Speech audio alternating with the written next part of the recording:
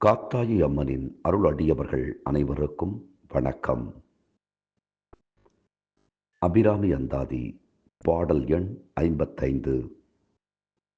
இன்றைய தினம் மகிழ்வான செய்தி உங்களை வந்தடைய வாழ்த்துகள். விருப்பு வெறுப்பற்ற சமநிலை உண்டாக இந்த 55வது பாடலை படியுங்கள், கேளுங்கள். மின் ஆயிரம் ஒரு மெய் வடிவாகி விளங்குகின்றது. இந்நாள் அகமகள் ஆனந்தவல்லி அருமறைக்கு முன்னாய் நடு எங்குமாய் முடிவாய முதல்வி தன்னை உண்ணாது ஒழியினும் உண்ணினும் வேண்டுவது ஒன்றில்லையே. ஆயிரம் மின்னல்களை ஒரே உருவமாக ஆக்கியது போல பெருமைக்குரிய அழகு வாய்ந்தவள் அபிராமி அன்னை. அடியார்களின் பேரின்பத்திற்கு காரணமாக திகழும் இன்பக் கொடி போன்றவளும் அவளே.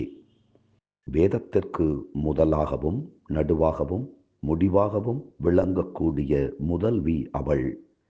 அந்த அன்னையை உயிர்கள் மயக்கத்தின் மிகுதியினால் போற்றினாலும் போற்றாவிட்டாலும் அந்த தேவிக்கு எந்தவிதமான இழப்பும் இல்லை.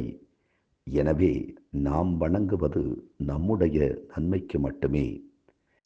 விருப்பு வெறுப்பற்ற சமநிலை மனதிலே உண்டாக வேண்டும் என்றால் முதலில் பிடித்தது பிடிக்காதது என்பதிலிருந்து நாம் விடுபட வேண்டும். இது என்னுடையது, உன்னுடையது, அவனுடையது என்கின்ற வேறுபாட்டிலிருந்தும் விடுபட வேண்டும். இந்த உலகம் ஒரு சத்திரம் போன்றது. இங்கே நாம் வந்து தங்கி வாழ வந்திருக்கிறோம். இதில் நான் சேர்த்து வைப்பது எதுவும் என்னோடு வரப்போவதில்லை என்கின்ற புரிதல் உண்டாகிவிட்டால் விருப்பு வெறுப்பற்ற சமநிலை மனதுக்கு கிடைத்துவிடும். தினம் தினம் அபிராமி அந்தாதி சிந்திப்போம். அப்படியே நம்மை அணைத்து காக்கும் காத்தாயி அம்மனின் திருப்பாதங்களை சிந்திப்போம்.